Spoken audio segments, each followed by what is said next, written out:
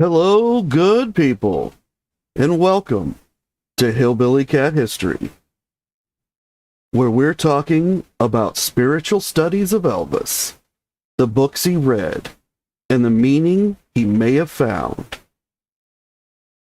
Today, we're going to be looking at the Book of John and the Impersonal Life, chapters 2 of each book, in our continued deep dive to try to visualize or see for ourselves the meaning that Elvis found in these volumes.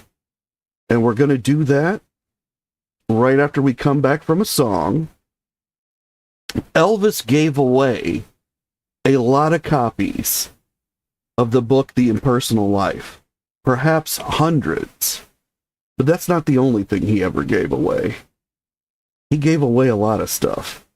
Just like the name of this song, he gave away his heart. Hello, Gunn. Thank you so much for coming. Appreciate seeing you here.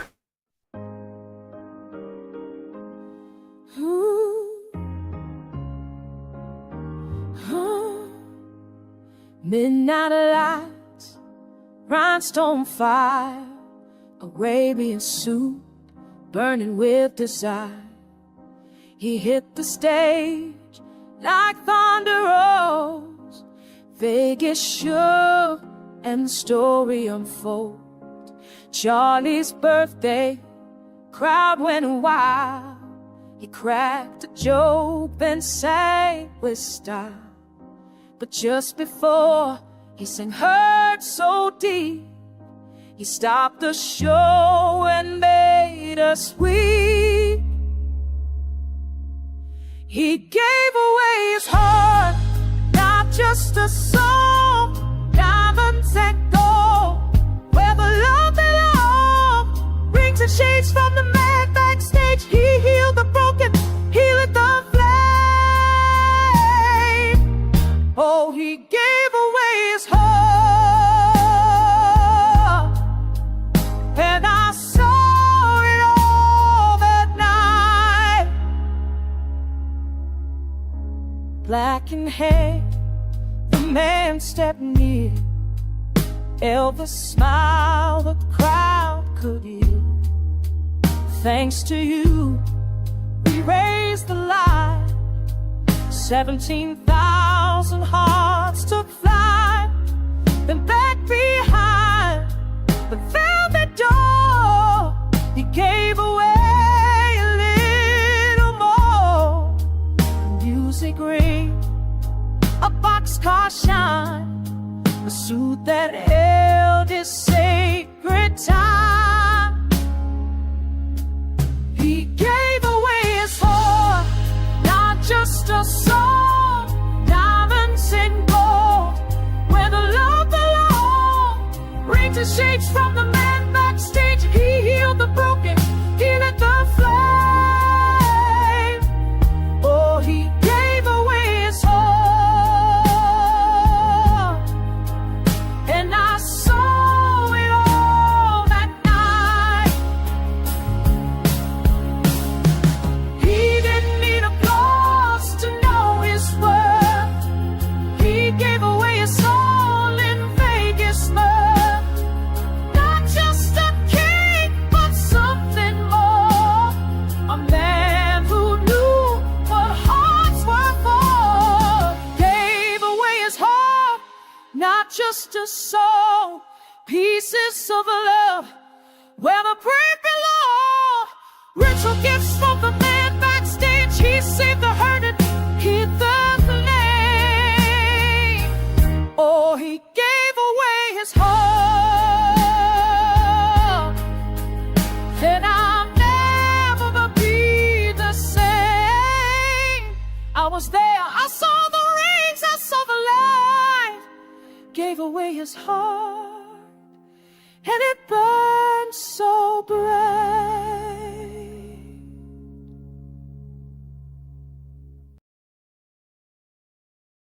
Thank you for gathering here at Hillbilly Cat History, where we remember together and listen for the echoes. And today, let's hear a echo from Lisa Marie Presley. Elvis's only child. And Lisa says, my father's library of spiritual books is amazing. I've gone through these books. They're covered with his notes. He wrote on the top of the page, on the bottom of the page, in the margins, everywhere. You can hear him thinking when you read those notes. Lisa Marie has seen volumes that Elvis has read, that he has wrestled with, that he has thought about, and that he has written in. And she's read his thoughts in those books, just like we can. And that's part of what we're doing as we go through the book of John. And unfortunately, I don't have any examples of anything that Elvis wrote into the book of John, but we know he read it because it would have been part of his family's history, his religion. He read the Bible many times and discussed it with many people who said that he had great knowledge of the Bible. And on screen, we can see the family Bible that he grew up with, although we don't know when the Presleys actually acquired this Bible. This is the Bible that's on display at Graceland, and that was his Bible as a child, and it's described as the one that they used when attending the Assembly of God Church, Tupelo, Mississippi. And we saw yesterday that this book cost as much as $3.98, which adjusted for inflation is a lot more, like between $50 and $70, depending on how you look at it. But it's a sizable chunk.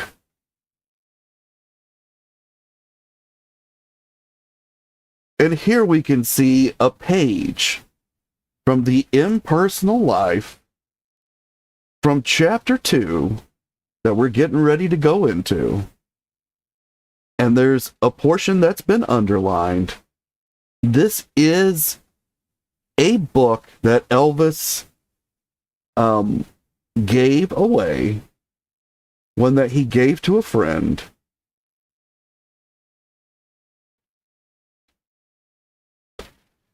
And this particular book ended up with a lady named Aurelia DuPont. I hope I'm saying that name correctly. Aurelia. Let me find her name where I've written it here. Her name is spelled Aurelia, and her last name is DuPont. At least it was when she knew Elvis. I believe she got married later and added a third name. I'm putting it into the chat. Aurelia DuPont Yarborough. Or Yarborough. Aurelia DuPont Yarborough. Aurelia, she says, I first met Elvis in 1973, and on occasion had the pleasure of cutting his hair, along with several members of the Memphis Mafia. Elvis and I became personal friends and spent a lot of time together in 1976 and 1977. I was also very close to his father, Vernon Presley, and his fiancée, Sandra, as well as his immediate family. I assisted in getting various projects completed for both Elvis and his family prior to and after his death. This is one of the original copies that Elvis purchased to hand out to friends and relatives to share his quest for greater spiritual insight. This book has been in my possession since it was given to me by Larry Geller. So Aurelia says that Larry Geller gave her a copy of the Impersonal Life that Elvis had owned and annotated.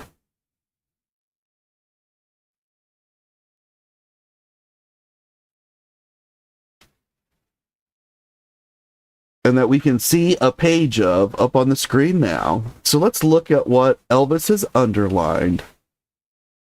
It's the first paragraph. It's part of what we're going to get to here as we study the second chapter. But it says, "Now, in order that you may learn to know me, so that you can be sure it is I, your own true self, who speak these words, you must first learn to be still, to quiet your human mind and body and all their activities, so that you are no longer conscious of them." This sounds a lot to me like meditation. And Elvis is familiar with meditation because of his karate. And we've seen that he meditates as part of his karate, and that he leads others in the dojo in meditation. So this probably resonated with Elvis.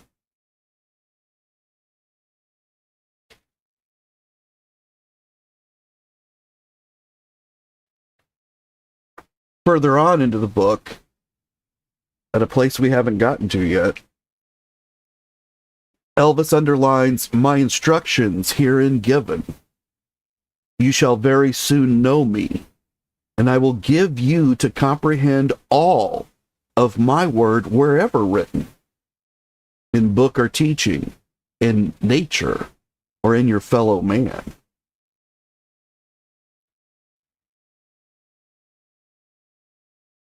The book is saying that once you listen to the God in your heart,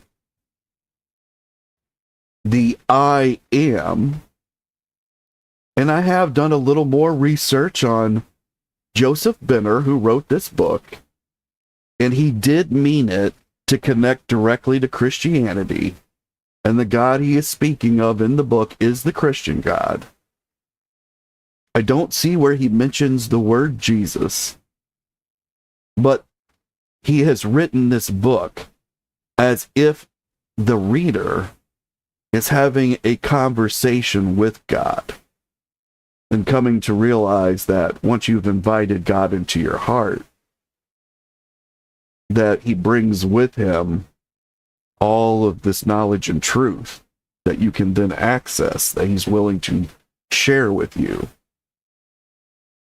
And he's telling us here that once you've learned that he is in your heart, you've learned to look at things with his eyes, or through the knowledge that he's sharing with you, the lens of truth, then you will see his teachings everywhere, that they're reflected all throughout your life, in all the books and films and movies, and the nature that you see, the plants and the animals, the weather, the very air you breathe, that his word is written there everywhere, and that you will then have the key or the lens to be able to see it and to comprehend it. Hi, Keith. Thank you for coming. Appreciate seeing you here.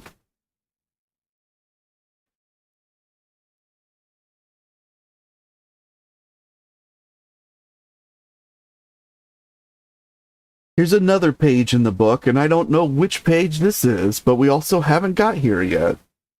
It'll be coming, so as these things come up, hopefully you'll remember and you'll hear them echoed, because Elvis has underlined them, and then we'll probably go through them again. But in this one, he's underlined all you have or are, be it good or evil, or blessing or suffering, or success or failure, of riches or lack, I have allowed you or attracted to you. Why? For use in awakening you to a recognition and acknowledgement of me as the giver of all that is good. And this is an interesting paragraph. We've already seen it reflected in the first chapter. But it's stating that no matter what you get in life, whether it's good or bad, it all comes from God. All of it. And that he sent it to you because this is what you need. That there's a purpose for these things. And I'm sure that this resonated with Elvis, in particular, with the loss of his mother. That was the greatest loss of his life. I think his spiritual being centers around that loss. That it was a rupture in his life, and it carries through until the end of his life. But here he sees that it was for a greater purpose.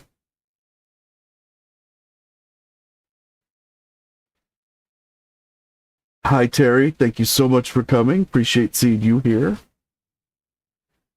Let's get into the book of John.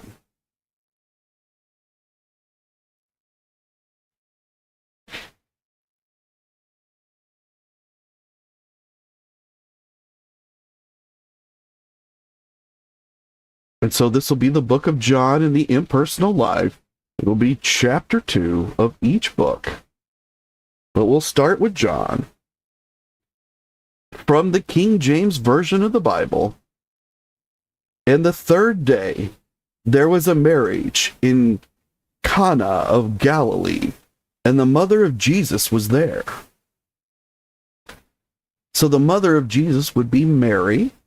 I think most people are familiar with the story of Mary and Joseph and the baby Jesus and the nativity scene.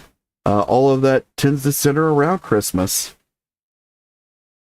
which is the day that we celebrate when Jesus Christ was born.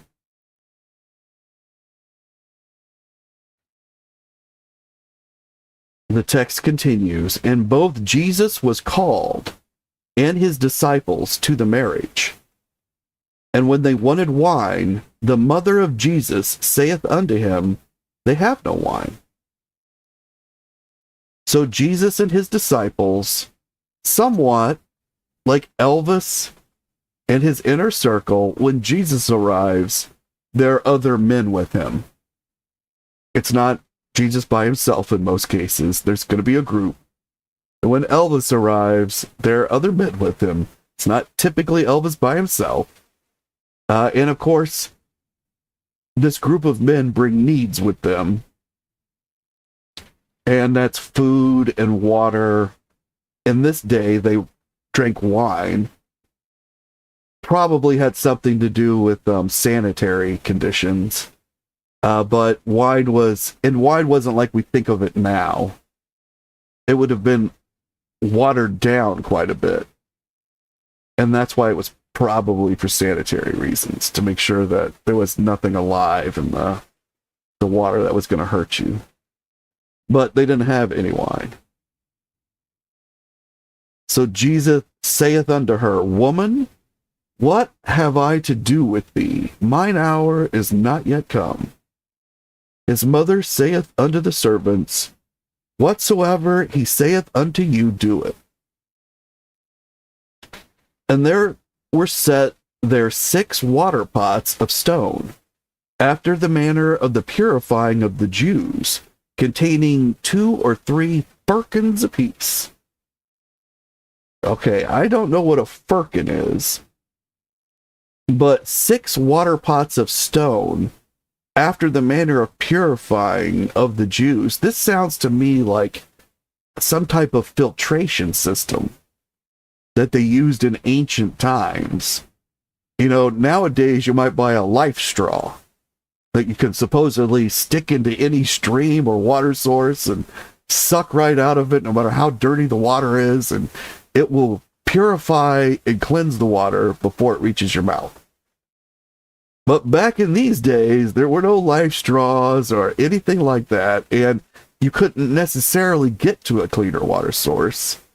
So it would make a lot of sense to me that they had developed ways of purifying water that might include 6 water pots. And I'm assuming the firkins are some kind of filtering agent, like charcoal or stones and sand, stuff like that.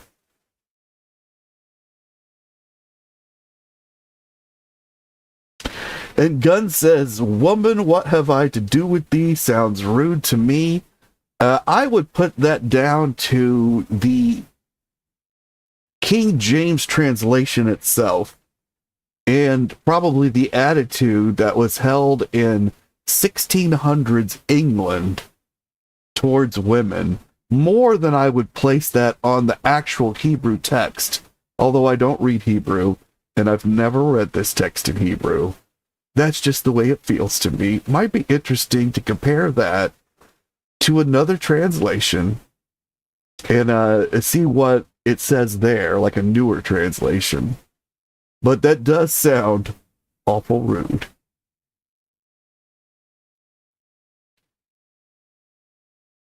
And so that doesn't sound like Jesus at all, right? Like it's doubtful that he would have said anything that was rude to his mother.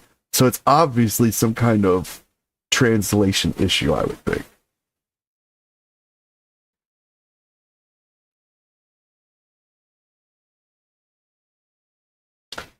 And he says that he truly believes that Elvis tried to live by these verses in the Bible. And Gunn says that Jesus wasn't rude? Well, that's a good question, Gunn. I mean, he was rude to the Pharisees at one point. I don't think he would have been rude to his own mother.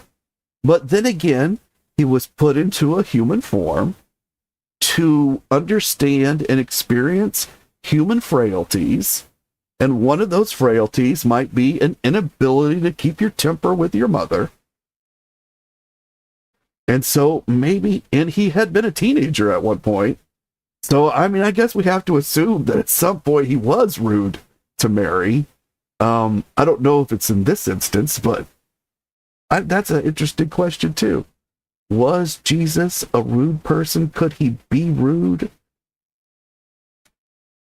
Sometimes Elvis could be rude, so I mean, I know I've been rude. And Terry says that's how they talked back then.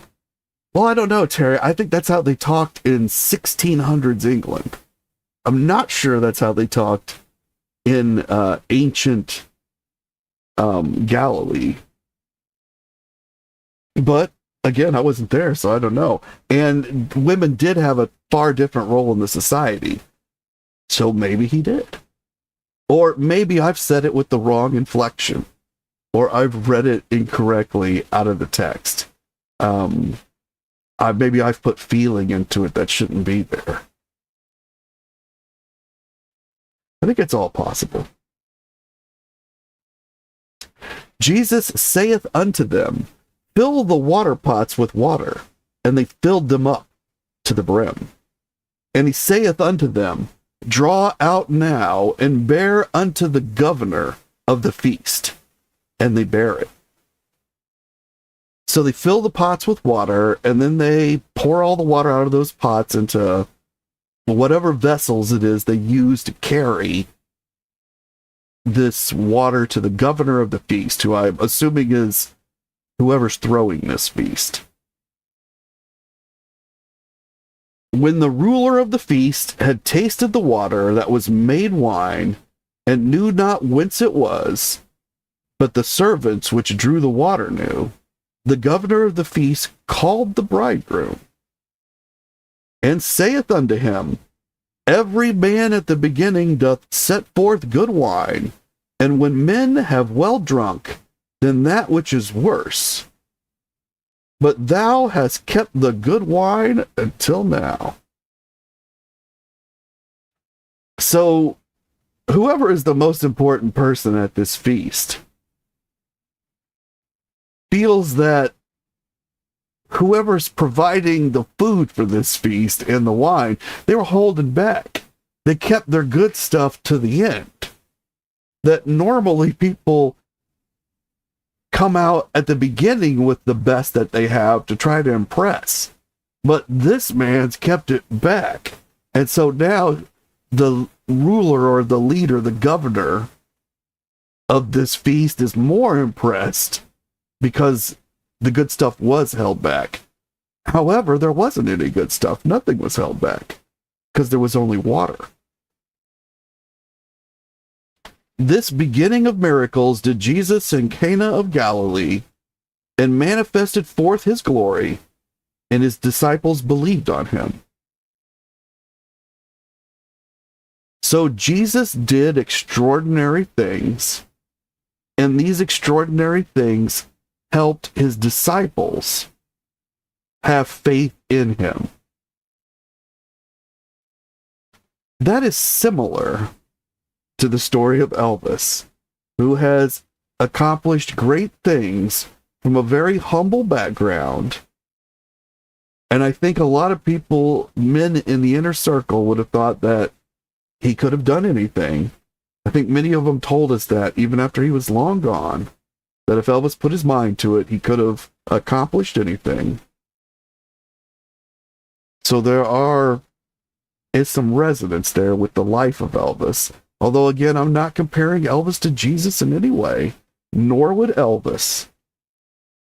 But these stories are told to us in the Bible for us to apply them to our own lives and to see where they do resonate so that we can draw the necessary lessons and use them as wisdom, making our own decisions. So I think that while that piece may have not resonated with many people, because many of us don't have disciples or an inner circle or people following us around. Well, Elvis did. So that probably did resonate.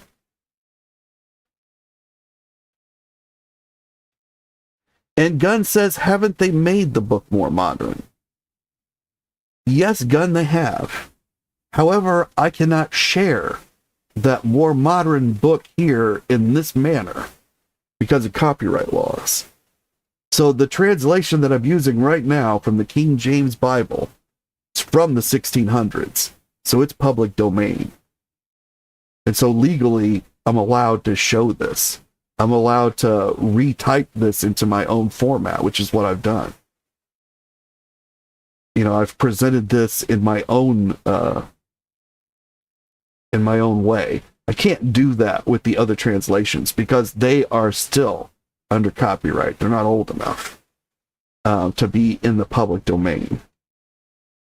So that's why we're using this translation. Plus, this is the translation that Elvis was most familiar with. The one he would personally have read the most. The text continues. After this, he went down to Capernaum, he and his mother, and his brethren, and his disciples, and they continued there not many days. And the Jews' Passover was at hand, and Jesus went up to Jerusalem. So this is saying that he travels around with his disciples, and his mother, and his brethren, which is his family. Well, that sounds like somebody we know too. They travel from place to place, and he takes his family, and he takes his inner circle. And they don't stay there very long. That sounds like somebody else we know when they're on tour. Now, the Jews' Passover, that is a holiday, and Jesus has gone to Jerusalem, which is the capital of Israel. So it's a very important place to the Jews. And obviously, it's going to be hopping because they got a big holiday coming up. A lot of people coming in to celebrate the holiday.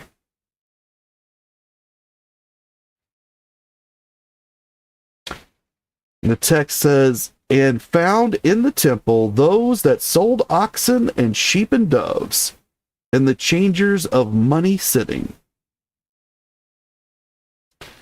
And when he had made a scourge of small cords, he drove them all out of the temple, and the sheep and the oxen, and poured out the changers' money, and overthrew the tables. So in this big, important city, Jesus goes to the temple, and it's full of animals for sale.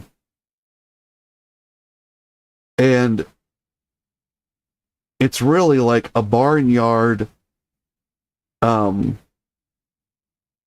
It's a barnyard auction.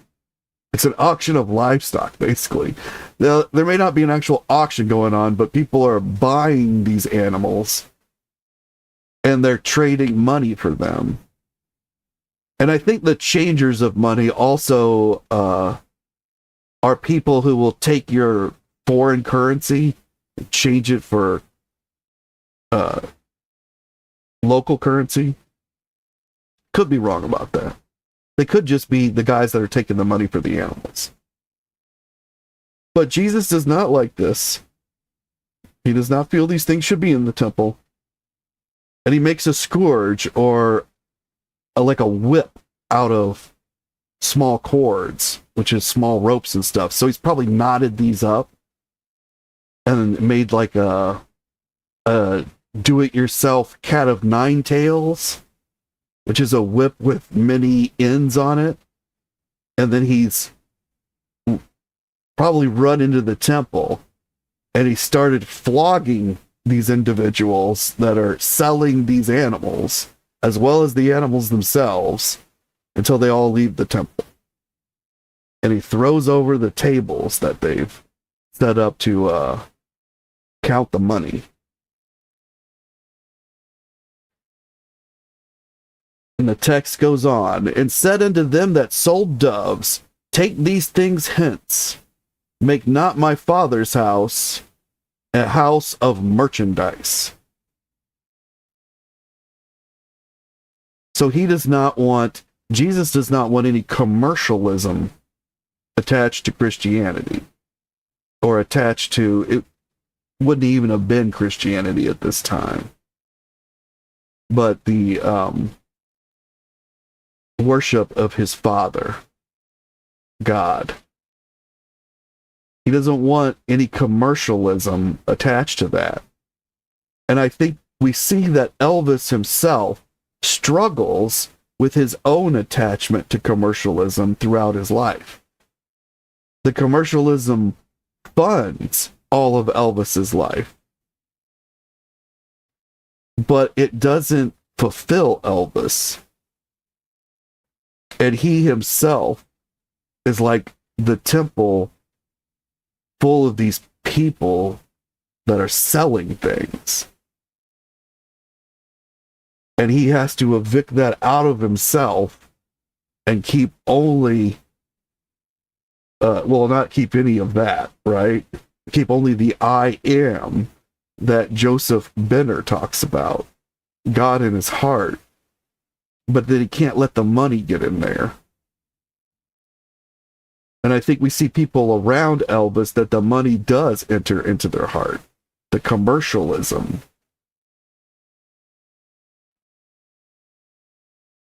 The secular things of life. The materialism. It becomes more important to them than loyalty or belief in God, perhaps. I don't know. I can't speak for any of their religion. But I think that Elvis would have seen resonance here as well in his life. And his disciples remembered that it was written, the zeal of thine house hath eaten me up. So I think this is telling us, and again, I'm not a biblical scholar, but I think the disciples are referring to a prophecy that said something about great emotion attached to the temple and the Son of God.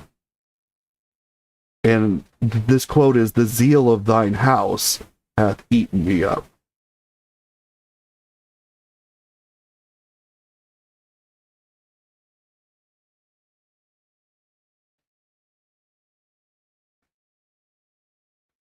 And Gunn says, my father's house. At this time, Jesus was just Jesus, not the Messiah. So why call his father God? Well, Jesus was telling everyone that his father was God. And John the Baptist, who this book is about, was telling people Jesus was the Son of God. And the disciples were saying that he was the Messiah. So they're moving throughout the country at this point and telling people this is the Son of God. And then he's doing miracles, which kind of proves it. And Keith says that Elvis covered all the religions by wearing the cross and the Star of David as well. So Elvis does make a joke about wearing multiple symbols of jewelry, saying that he doesn't want to be kept out of heaven on a technicality. But I do not believe that that is the true reason that Elvis wears these items. That is a joke that Elvis tells people to cover that moment when they ask, because everyone's going to ask. And he has this cute little saying for it. And it does reflect a piece of what he's thinking. But it's not so much that he's covering his bases. He's covering the bases of his friends around him. He's got these Jewish friends who don't even truly, they don't really, I'm losing the word I'm looking for, but they don't actually perform the Jewish stuff. Like they're not active in the Jewish religion. I would say that Larry Geller, who is a Jew, doesn't practice at all and doesn't even believe in the Jewish religion. Can't really speak for Larry. You'd have to read Larry's books for yourself. But I don't think any of them practice heavily. A few of them they've done the forms, like George Klein, he did have a bar mitzvah. I'm assuming Marty Lacker probably had a bar mitzvah. But I don't think they practice regularly. But Elvis loves these people, and he wants them to go to heaven with him. So he's wearing their symbols, so that when he goes to heaven, he can say, hey, look at all these other great people I know. We got to let them in too. Now, that's a very simplified way for me to say that, but I don't think it's that he thought he wasn't going to heaven. He always knew he was going to heaven. He never once abandoned any portion of the Assembly of God faith, because to do so would mean that he abandoned Gladys. He was only going to see Gladys again if he maintained the Assembly of God faith, which she had, because it said they're going to be together again. And there is no psychological way for Elvis to break away from that. So he never once thought for a moment he would get to the gates and they would say, well, you didn't practice the Jewish religion, you don't get to come in. Or you didn't look at this sect and then you don't get to come in. He did not. He believed he was going, and he was going to reunite with Gladys. And nothing could have ever kept him from Gladys. So the thing, it's really a joke about the thing with the necklace. That's my belief. Now, again, my beliefs are only my opinion, so feel free to have any opinion that you like, and feel free to share it in the chat. And what we do is we look at the source material, and then we each walk away with our own opinions based on the source material.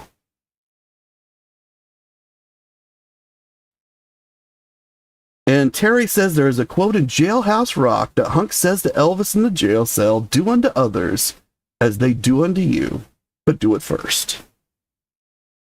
And I think that fits with the Ed Parker creed of lightning fast, lightning strike, which Elvis really liked as well. They were kind of a strike first, don't wait for the other guy to hit you kind of thinking. So that does resonate with Elvis as well.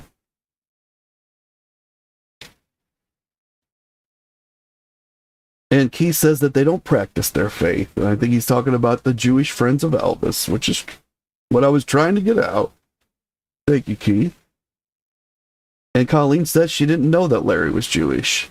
He was. And Keith says that wasn't Marty Jewish. Exactly. And George Klein. Exactly. Harry Levitch. He's Jewish as well. Lansky. The Lansky brothers are Jewish. So he knows a lot of Jewish people, and they've done a lot of good things for him. And he loves them. He had Jewish neighbors that helped him a lot. Right as he became famous, they lived upstairs. Their names were the Fructers. Or maybe the Fructers. I don't know how to pronounce it, actually. But I've got a couple of videos about them on the channel, if you haven't seen them. And Colleen says Elvis had some Jewish on his mother's side. Right. So he was honoring these friends and these people he knew, I think, that had other religious beliefs than he did, and saying that he respected these religious beliefs because what he truly respected was good people. And he wanted all these good people to come with him to heaven. He couldn't imagine there would be a paradise without all these good people that he knew.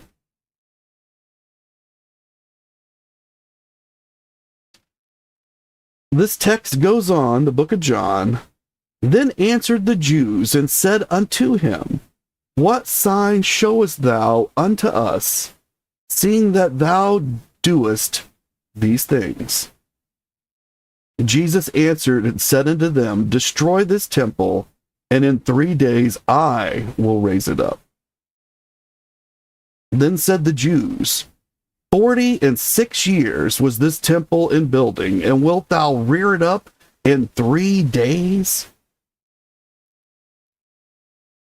So the people that do not believe in Jesus, the doubters, the naysayers, they've said, who are you to send all these people out of the temple? Who are you to have any say about what goes on in the temple?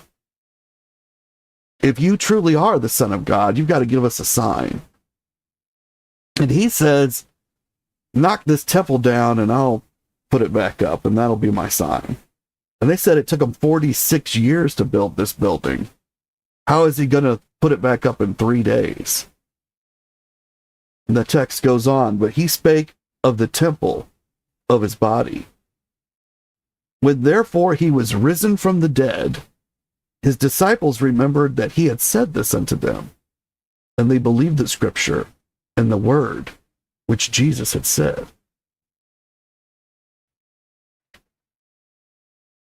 So when he spoke to these people, these doubters, he wasn't talking about this 46-year-old building.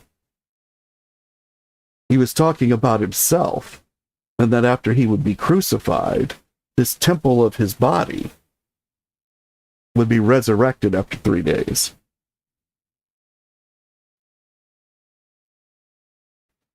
So he actually spoke a prophecy here.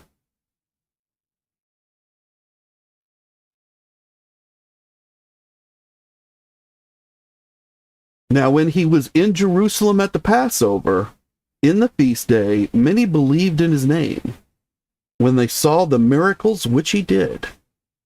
But Jesus did not commit himself unto them, because he knew all men, and needed not that any should testify of man, for he knew what was in man.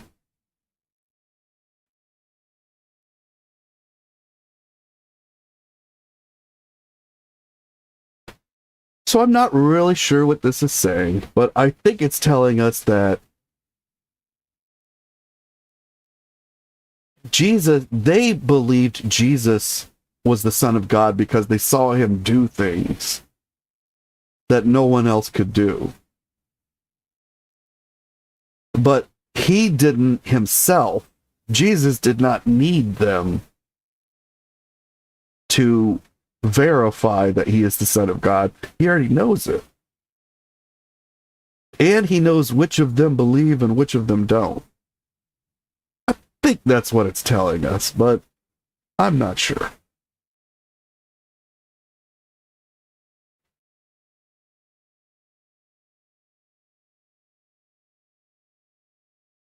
God says, I thought Elvis thought just in case, but as a true Christian, he needed just the cross, so why did he have the others? Exactly. I don't think he did. That was just a joke that he said. A conversational, it's like a performance. He already had this joke thought up, and he got a laugh out of it. And so he would use it over and over. And it only barely reflected the real reason that he's wearing the necklaces. And anyone who knows him knows that he doesn't doubt his Christianity. That's what makes it kind of funny. The joke kind of funny.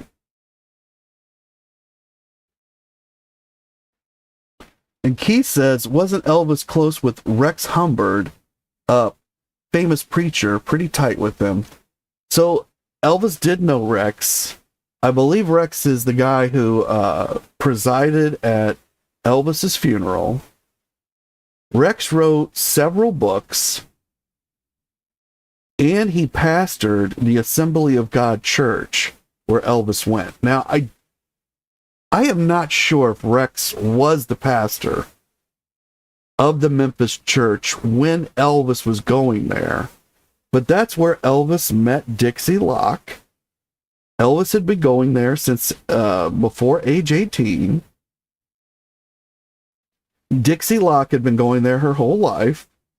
Dixie Locke says that even before she dropped the hint to Elvis that they would be at the skating rink, and then Elvis showed up at the skating rink, and then him and Dixie kind of started talking, and that's how they started dating, which would have been right at the end, like in December of 1953. So Elvis had graduated high school and been out for about 7 months. You know, the new school semester had started, but Elvis was graduated, so he wasn't there. He was working at some jobs. I don't think he was even working at Crown Electric yet. And he meets Dixie, but Dixie had already noticed him because every girl in the church had noticed him. And they all wanted to date Elvis. They all had eyes for Elvis. But somehow it was him and Dixie that hooked up, probably because Dixie was forward enough to let him know she was going to be at that skating rink by letting him overhear her conversation. And then they dated for a while. Dixie worked at that church for her entire life as a secretary of the church. Now, the church itself, the building where Elvis went, the church moved to a new location, to a much bigger, better, more functional building. And so the church, the actual building that Elvis went to, that was no longer a church of the Assembly of God. It was just a closed building. And Dixie spent most of her life working in this other building, but it was the Assembly of God church, the same one Elvis attended. And Elvis didn't go. One reason he didn't go is he drew too much attention, and he wanted people's attention at church to be on the sermon. Now, Elvis did meet privately with Rex once or twice.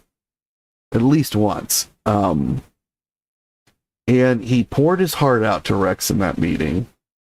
And that was a few years before he passed away. Can't remember the exact date. Might have even been closer. But yes, there is a connection between Rex Humbard and Elvis Presley.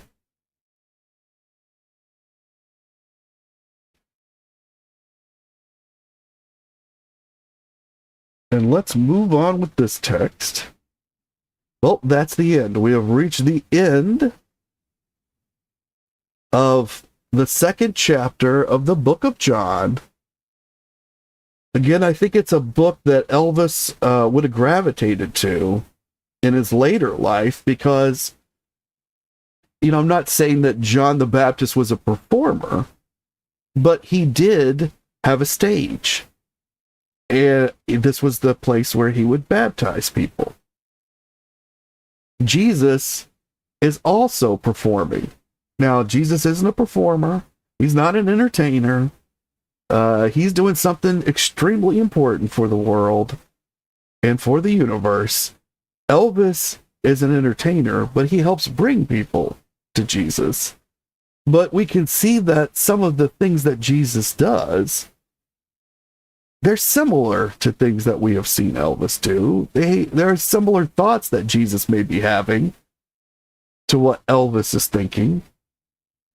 And so I can see why this particular book of the Bible might have held some special meaning for Elvis. I don't know that it did. We just know that he read the Bible, so I'm just guessing. I know he really liked the book of Psalms. So one day we'll look at some Psalms. But that's all about poetry, and I'm even worse at poetry than I am just at biblical scripture in general.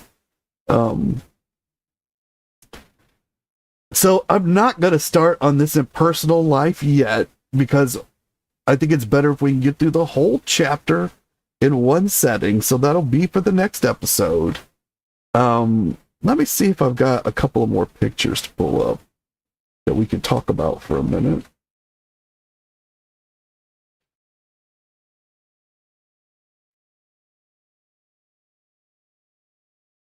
This is the front. Like when you open up the book and you've got the cover and this blank page. And this, Elvis has written all of this into one copy of the Impersonal Life. And it's got some interesting math that's done on here. I'm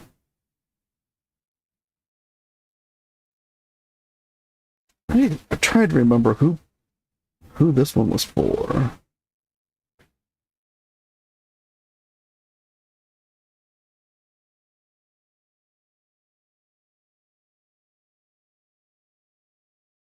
I don't remember who he gave this particular one to. I'll have to look that up for the next episode. But if we just look at the top, it says Forest 23 minus 5. Mankind, Gospel plus Mars, History. And he's underlined history. And he's written 888 equals 24. And then he's put a minus sign, like it's maybe 24 negative, and then equals 6.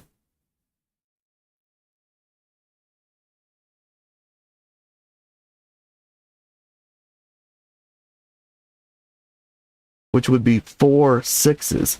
Yeah, I don't know. I don't know what that would mean. And then it says, I think 6 Venus. It could be I Venus. So there's something about planets here. And then he's got a 9.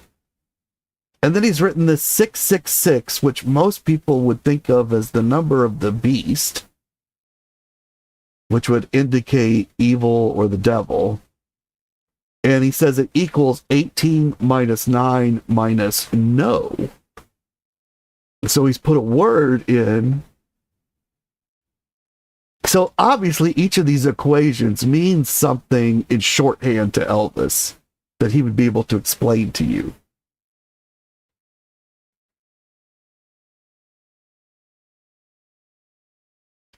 And Gunn says that the text has been easier to understand since she now understands it was written at 1600. And that the book I'm showing looked very interesting, by the way. Thank you very much. Numerology. Yes, this is part of Elvis's fascination with numerology. But I don't know, because I don't have enough of a basis in the numerology, which is something we may delve into after we've looked at these two books. I think the book, The Impersonal Life, is 18 chapters, and the Gospel of John's slightly longer. So I'm thinking this is going to go maybe another 30 episodes. and then we'll be out, and then we can maybe get into some numerology. Maybe we'll get out of this a little quicker than that. But we can see that he's written 1 through 10 in a line, a row, well, a column. He's written them in a column.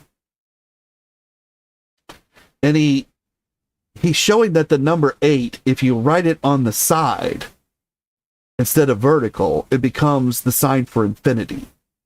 8 on its side equals infinity, which I think is one of the reasons he liked the number 8 and felt that it was his lucky number.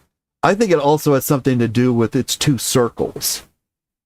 And so they enclose 2 circles, 2 enclosed pieces. But he's also showing that 7, I think he's trying to show that it's a lucky number, and that 8 is woman and 9 is man, and there's some kind of material link between 7 and 9, but I don't know what any of that is. So these are just some of Elvis's more esoteric thoughts, and that we would probably understand better if we knew what he was saying with the numbers.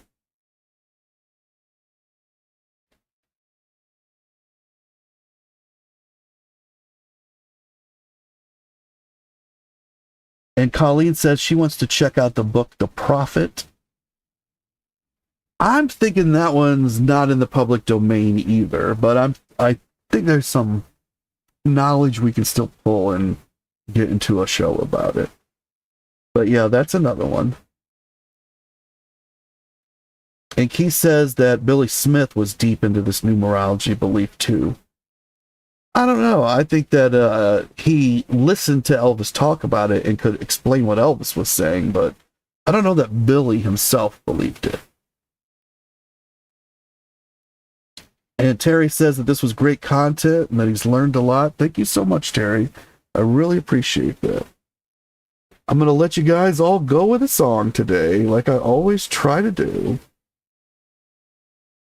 And this song will be...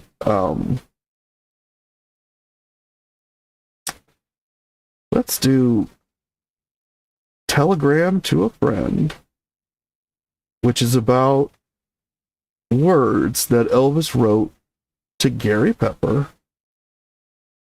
And Terry says it's just numbers to him and he doesn't understand. Yep, me too. Me too. And until I see you guys all again, hopefully at 3 p.m. Eastern Standard Time this afternoon, when we've still got a wedding to get done. And remember, Elvis's wedding ring had 8 diamonds, just like the 8 on this page. You guys all keep on taking care of business and enjoy this song, Telegram from a Friend.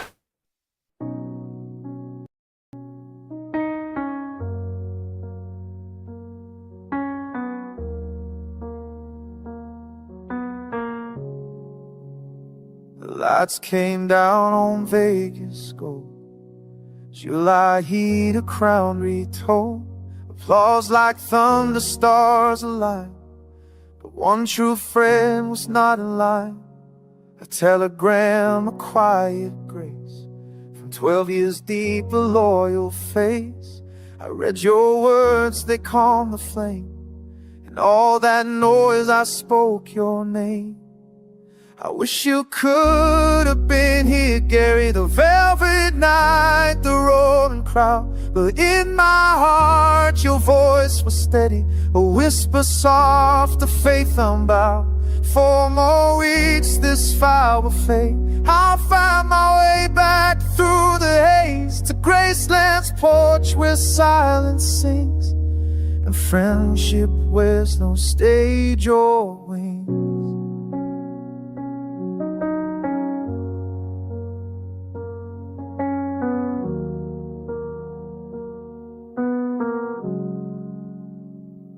The suits, the gifts, the famous hands, they cheered the king, they made demands.